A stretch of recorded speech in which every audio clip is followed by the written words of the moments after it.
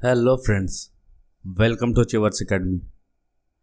आज है 2 जून और 2 जून से रिलेटेड जितने भी इम्पोर्टेंट करंट अफेयर्स बन सकते हैं उन सबको हम लोग इस वीडियो में डिस्कस करेंगे और उससे रिलेटेड फैक्ट्स भी देखेंगे। तो इस वीडियो को आप लास्ट तक देखें क्योंकि ये वीडियो आपके आने वाले किसी भी एग्ज़ाम, आइदर वो एसएससी का CHSL हो, CGL हो, जूनियर इंजीनियर हो या तो MTS हो, रेलवे का group D, NTPC, IBPS, BPSC, UPPSC या अदर और भी कॉम्पिटेटिव एग्जाम हो, सबके लिए इंपॉर्टेंट होगा। तो इस वीडियो में आप बने रहें। और अगर आपको इस वीडियो का PDF डाउनलोड करना हो तो ये रहा मेरे टेलीग्राम चैनल का लिंक, इसको मैं डिस्क्रिप्शन में दे दूंगा, वहाँ से आप इस वीडियो का PDF डाउनलोड कर सकते हैं।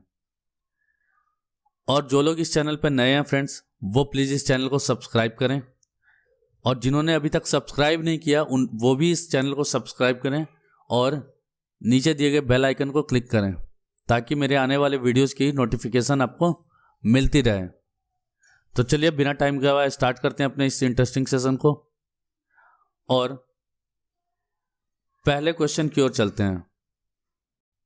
पहला क्वेश्चन है, गवर्नमेंट ऑफ इंडिया के किस मिनिस्ट्री के द्वारा अभी एक रिस्पॉन्सिबल AI फॉर यूथ नाम की इनिशिएटिव, एक पहल शुरू की गई है। अभी हाल ही में भारत सरकार के द्वारा रिस्पॉन्सिबल AI फॉर यूथ नाम की एक इनिशिएटिव लॉन्च किया गया है।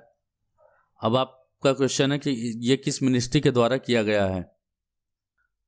तो इसका सही आंसर देखते हैं। इसका सही आंसर है C, ministry of electronics and information technology. Electronics और सूचना प्रौद्योगिकी मंत्रालय के द्वारा अभी हाल ही में रिस्पॉन्सिबल AI फॉर यूथ नाम का एक इनिशिएटिव लॉन्च किया गया है। अब ये इनिशिएटिव क्या है फ्रेंड्स, तो जो भी इंडिया के यूथ हैं उनके स्किल डेवलपमेंट से रिलेटेड ये स्कीम है। चलिए इसके कुछ डिटेल को देख लेते हैं। तो ये स्टार्ट किया गया है यूनियन मिनिस्ट्री रविशंकर प्रसाद, जो प्रेजेंट टाइम पे हमारे कम्युनिकेशन और इलेक्ट्रॉनिक मिनिस्टर हैं। इन्होंने अभी रिस्पॉन्सिबल AI फॉर यूथ नाम के एक इनिशिएटिव लॉन्च किया। इसके साथ साथ आर्टिफिशियल इंटेलिजेंस के लिए एक पोर्टल लॉन्च किया गया है www.ai.gov.in। इसको भी याद रखेंगे, इन दोनों इनके द्वारा अभी लॉन्च किया गया है। अब अगर बात करते हैं इस प्रोग्राम में है क्या, इस प्रोग्राम या इस पोर्टल को मोदी गवर्नमेंट के पहले एनिवर्सरी, मतलब कि लोकसभा का इलेक्शन 2019 में हुआ था, मोदी जी का सेकंड टर्म है, ठीक है, उनके फर्स्ट 1 साल पूरा होने के उपलक्ष्य में ये प्रोग्राम या पोर्टल लॉन्च किया गया है। अब इस पोर्टल की खास बात को देखते हैं। तो ये प्रोग्राम क्या है, तो इसका मेन एम क्या है, तो प्लेटफॉर्म एक सेट करके देगी न्यू एज टेक्नोलॉजी से रिलेटेड या डिजिटल प्लेटफॉर्म से रिलेटेड, आर्टिफिशियल इंटेलिजेंस से रिलेटेड, इन सब पे बेस्ड एक प्लेटफॉर्म यूथ के लिए तैयार करके देगी गवर्नमेंट। जिससे होगा क्या, तो यूथ जो भी इंडिया में है स्किल डेवलप होगा उनका, और जो भी AI बेस्ड टेक्नोलॉजी है वो लेटेस्ट टेक्नोलॉजी है, इसलिए हमारे इस कंट्री का डेवलपमेंट भी होगा इस तरीके से और यूथ आत्मनिर्भर हो पाएंगे। जैसा कि अभी हाल ही में मोदी जी ने लॉन्च किया एक आत्मनिर्भर प्रोग्राम। अब अगर बात करते हैं तो इसको इंटेल इंडिया के साथ कोलैबोरेट करके चलाया जा रहा है। तो इसको भी याद रखेंगे, इंटेल के साथ, ये एक सॉफ्टवेयर कंपनी है, तो इसके साथ टाई अप करके ये प्रोग्राम लाया गया है। इसमें आर्टिफिशियल इंटेलिजेंस से रिलेटेड स्टार्टअप और उससे रिलेटेड जितने भी केस स्टडी रिपोर्ट्स वगैरह इस पोर्टल पे दिया गया है। तो ये पोर्टल कौन सा है, www.ai.gov.in, और ये एक इनिशिएटिव है रिस्पॉन्सिबल AI फॉर यूथ। इतनी डिटेल को याद रखेंगे। अगला क्वेश्चन की ओर चलते हैं। नेक्स्ट क्वेश्चन है, निम्नलिखित में से कौन इंडियन नेशनल सुपर मॉडल से रिलेटेड सही स्टेटमेंट है। तो पहला स्टेटमेंट देखते हैं, it has been launched by department of science and technology. तो ये बात सही है, ये DST के द्वारा लॉन्च किया गया, department of science and technology के द्वारा लॉन्च किया गया है Indian national super model. Second option को देखते हैं, तो Jawaharlal Nehru centre for advance scientific research और IISc इस प्रोग्राम में क्रूशियल रोल अदा करेंगे। तो ये भी बात सही है, ए और बी सही कथन है। अब तीसरे की ओर चलते हैं, तीसरा देखते हैं C. This will help in predicting the possible impact of spread of the कोविड-19। ये पॉसिबल इंपैक्ट को, जो स्प्रेड हो रहा है कोविड-19, उसके प्रिडिक्ट करेगा, उसके पॉसिबिलिटीज को प्रिडिक्ट करेगा। तो ये भी बात सही है। तो इसका सही आंसर हो जाएगा all of this. A B C तीनों सही है, तो इसका आंसर है डी, ऑल ऑफ दिस। ठीक है फ्रेंड्स, तो इसके कुछ फैक्ट्स को देखते हैं। तो ये जो इंडियन नेशनल सुपर मॉडल है, ये गवर्नमेंट ऑफ इंडिया के द्वारा लॉन्च किया गया एक मॉनिटरिंग, याद रखेंगे मॉनिटरिंग मॉडल है। ये मॉनिटर क्या करेगा, तो इसके थ्रू गवर्नमेंट फ्यूचर में होने वाले जो भी कोरोना वायरस से रिलेटेड इंपैक्ट्स होंगे या उसके स्प्रेड को लेके जो डेटा होगा, किस स्पीड से, किस तेजी से ये फैल रहा है, उससे रिलेटेड एक डेटाबेस तैयार किया जाएगा। और इसमें बहुत सारे एस्पेक्ट को देखा जाएगा, जैसे कि इन्फेक्शन और मोर्टेलिटी को, और उसके बेसिस पे डिसीजन लिया जाएगा गवर्नमेंट ऑफ इंडिया के द्वारा कि कैसे इसको मिटिगेट कर सकें और कैसे इससे आगे फ्यूचर में इससे लड़ा जा सकता है। ये मॉडल इंपॉर्टेंट है कि मॉनिटर करेगा ट्रांसमिशन के, कोविड-19 के से रिलेटेड जितने भी इन्फेक्शन है सबको मॉनिटर करेगा। तो इस बात को याद रखेंगे, मॉनिटरिंग के लिए बनाया गया गवर्नमेंट ऑफ इंडिया के द्वारा। अब इसमें कुछ मैथमेटिकल और स्टैटिकल फोरकास्टिंग किया जाएगा फ्रेंड्स। फोरकास्टिंग मतलब पॉसिबल प्रिडिक्शन होता है, पॉसिबिलिटी देखा जाता है कि क्या, कैसे, किस रेट से बढ़ रहा है अगर इन्फेक्शन, तो इसको हम लोग कैसे फोरकास्ट कर सकते हैं फ्यूचर को प्रिडिक्ट करने के लिए, फ्यूचर में क्या होगा इसका एस्पेक्ट, इसको देखने के लिए। तो इस बात को याद रखेंगे, इंपॉर्टेंट है ये point. Indian national super model से रिलेटेड तीनों पॉइंट्स सही हैं, तो याद रखेंगे डीएसटी के द्वारा स्टार्ट किया गया और Jawaharlal Nehru centre for advance scientific research और आईआईएससी मिलकर इस प्रोग्राम को आगे लेकर जाएगी। और इसके अलावा ये प्रिडिक्ट करेगा पॉसिबल इम्पैक्ट को कोरोना वायरस से रिलेटेड, कोविड-19 से रिलेटेड जितने भी इंफॉर्मेशन होगी फ्रेंड्स, आपके आने वाले किसी भी एग्जाम में एक या दो क्वेश्चन तो जरूर रहेगा उससे। तो जितना भी कोरोना वायरस से रिलेटेड इंफॉर्मेशन आ रही है सबको आप ध्यान रखेंगे। अब चलते हैं अपने अगले क्वेश्चन की ओर। इंटरनेशनल एवरेस्ट डे कब मनाया गया? अभी हाल ही में इंटरनेशनल एवरेस्ट डे मनाया गया, तो 2020 का इंटरनेशनल एवरेस्ट डे। तो इसका सही आंसर है 29 मई को। इंटरनेशनल एवरेस्ट डे हर साल 29 मई को मनाया जाता है। अब क्यों मनाया जाता है इसको देख लेते हैं, इंपॉर्टेंट है। पहले तो लोकेशन क्लियर हो आपको, एवरेस्ट बात आई है तो एवरेस्ट, माउंट एवरेस्ट अभी वर्ल्ड का सबसे हाईएस्ट माउंटेन है। इसका एलिवेशन मतलब हाइट कितना है, 8,848 मीटर। कुछ और इंपॉर्टेंट फैक्ट्स देखते हैं, उसके बाद देखते हैं क्वेश्चन के फैक्ट्स को।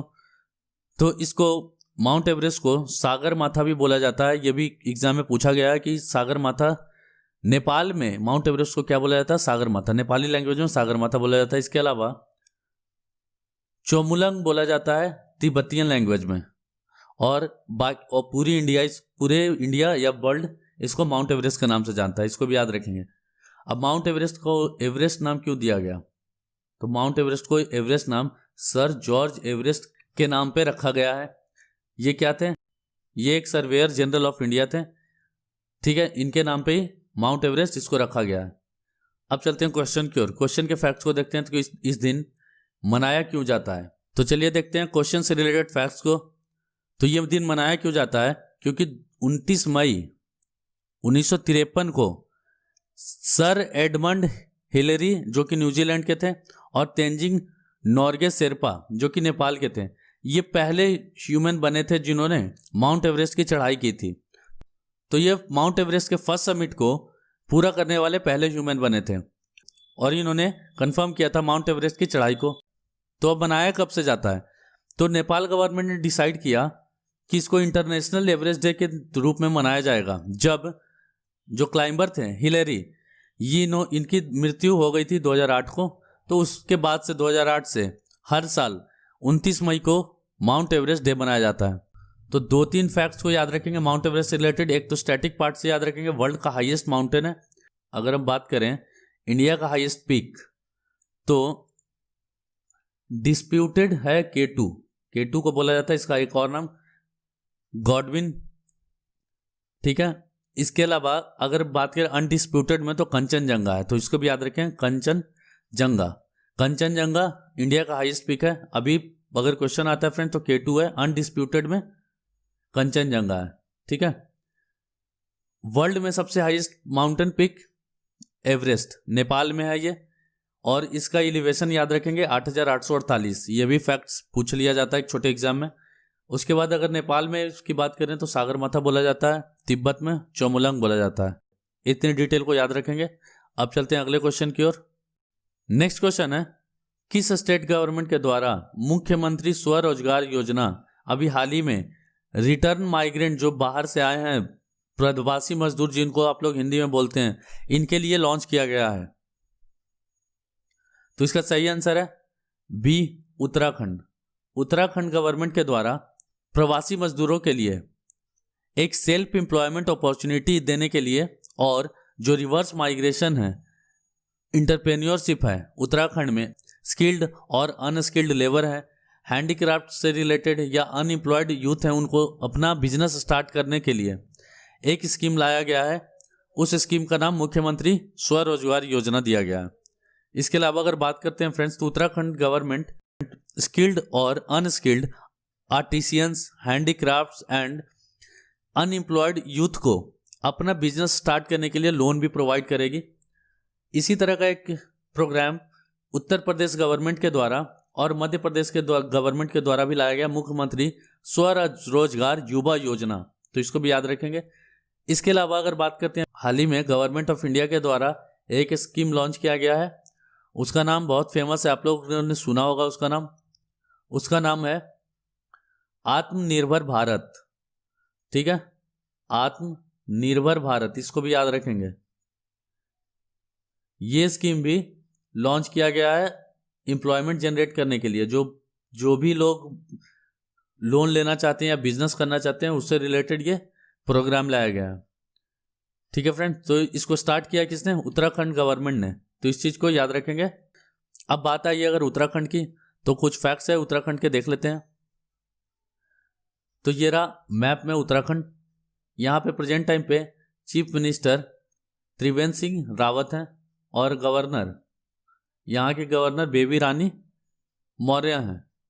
और यहाँ पे लोकसभा की 5 सीटें, राज्यसभा के 3 और विधानसभा में 70 सीट पे इलेक्शन होता है। यहाँ पे इंपॉर्टेंट कुछ नेशनल पार्क हैं जो फ्रीक्वेंट एग्जाम में पूछे जाते हैं, तो याद रखेंगे ये बहुत इंपॉर्टेंट नेशनल पार्क्स हैं। इनके ये सारा नोट कर लेंगे अपने नोटबुक में। पहला नेशनल पार्क देखते हैं, Jim Corbett national park Uttarakhand में है। राजा जी नेशनल पार्क, ये दोनों बहुत ही इंपॉर्टेंट है। इसके अलावा valley of flower national park, Nanda Devi national park, ये 4 मोस्ट इंपॉर्टेंट है फ्रेंड्स। इसको ट्रिपल स्टार करके भी लिख सकते हैं अपने नोटबुक में, ये रेगुलर पूछा जाता है एग्जाम में।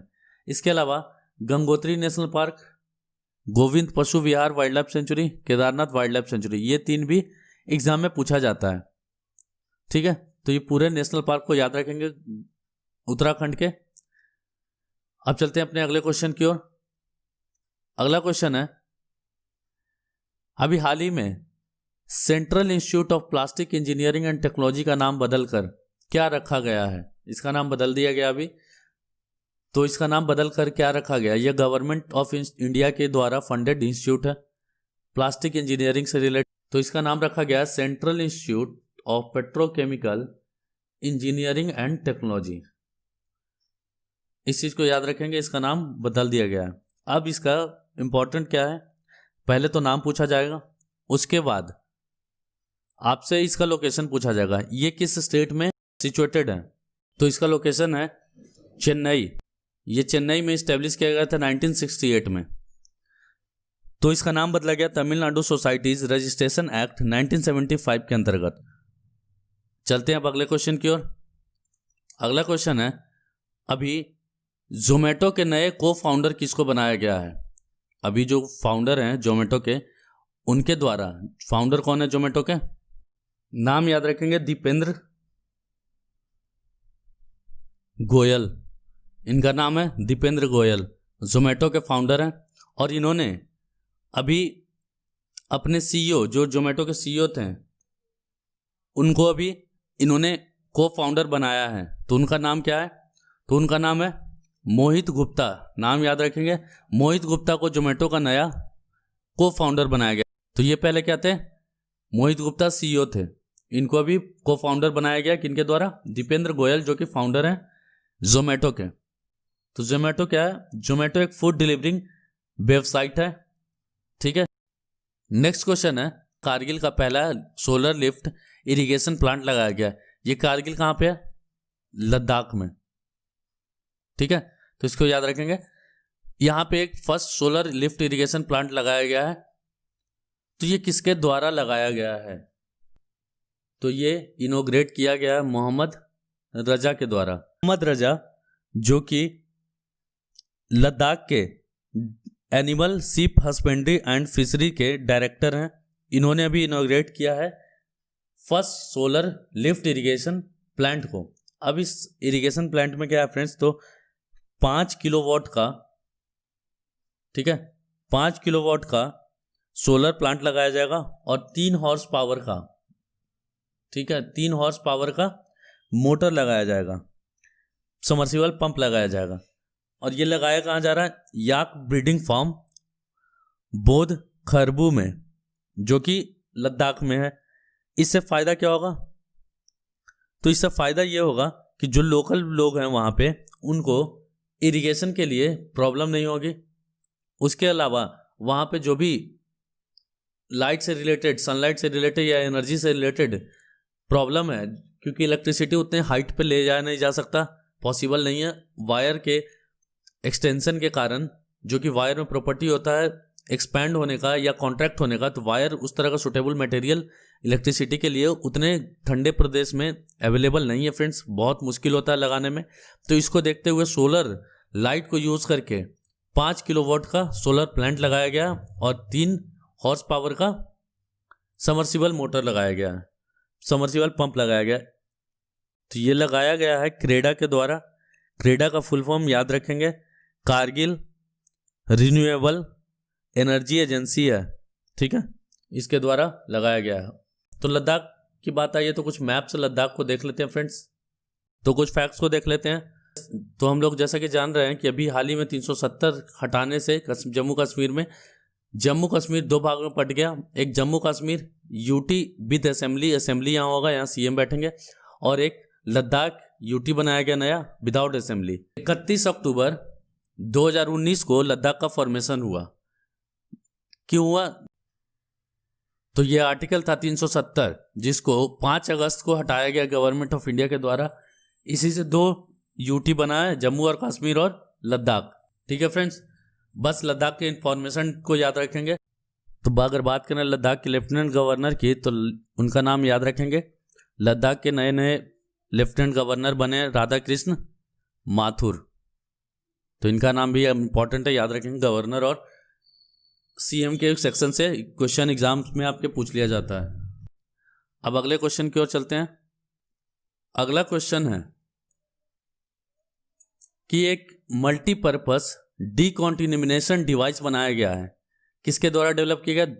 देवादी टेक के द्वारा, जो क्या करेगा? सैनिटाइज करेगा आइटम्स आपके N95 मास्क से लेके वेजिटेबल्स तक को।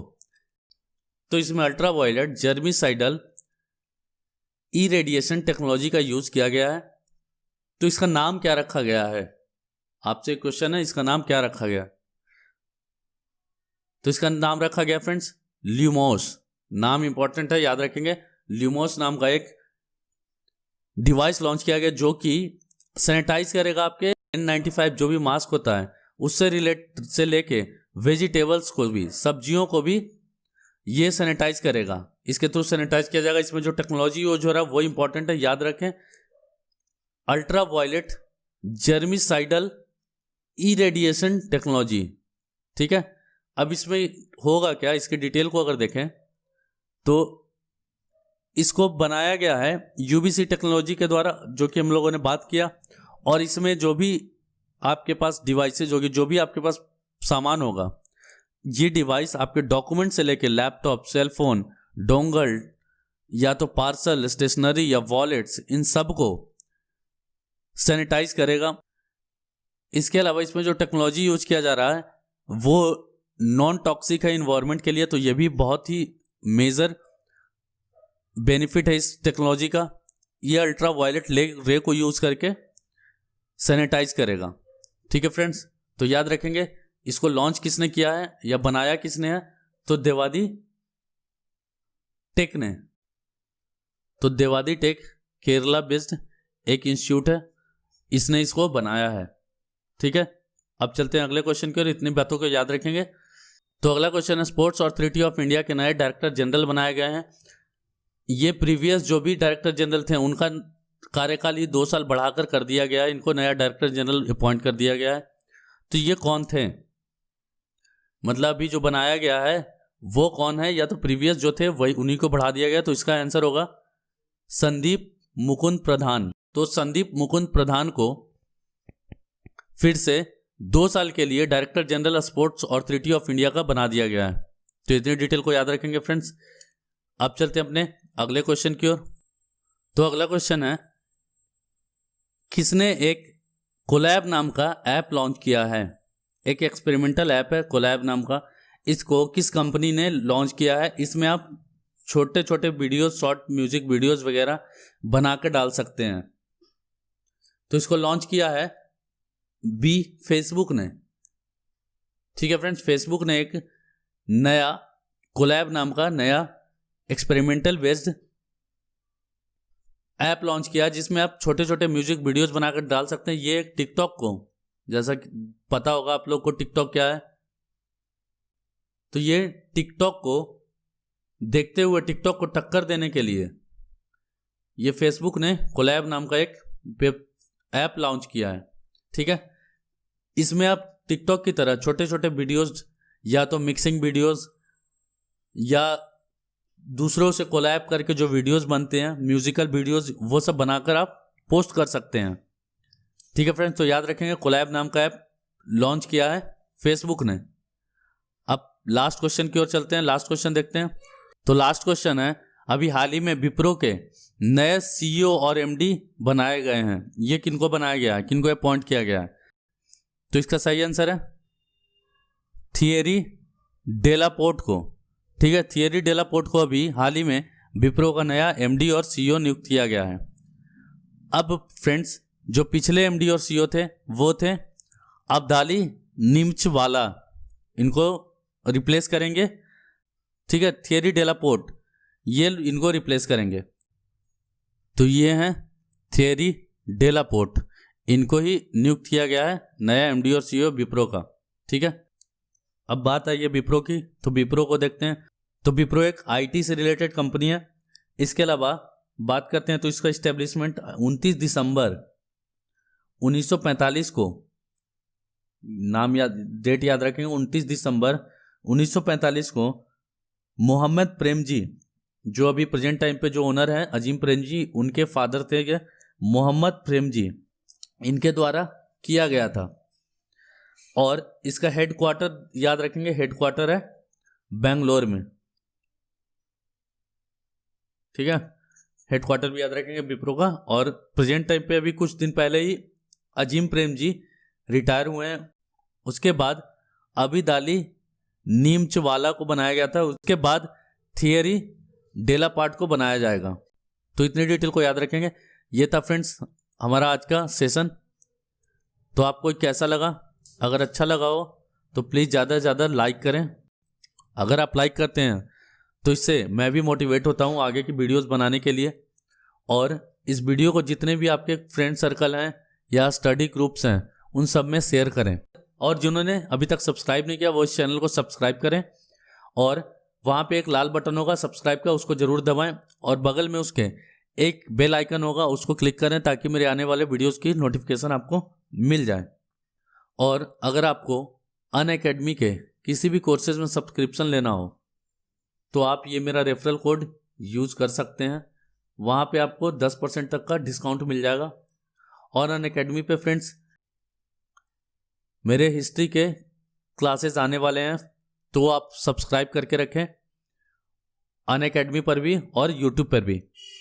अनअकैडमी पर आपको फ़ायदा क्या होगा, अनअकैडमी पे एक जगह पे आपको SSC, CHSL, junior engineer, CGL के या एसबीआई, आरबीआई, बैंकिंग से रिलेटेड, एनटीपीसी, ग्रुप डी के सारे सब्जेक्ट के कोर्सेज, टेस्ट सीरीज और इसके अलावा यूपीएससी के सारे कोर्सेज आपको अवेलेबल हैं। तो आप ज़रूर सब्सक्राइब करें, वहाँ से सब्सक्रिप्शन लेके आप अपने एग्ज़ाम की तैयारी कर सकते हैं।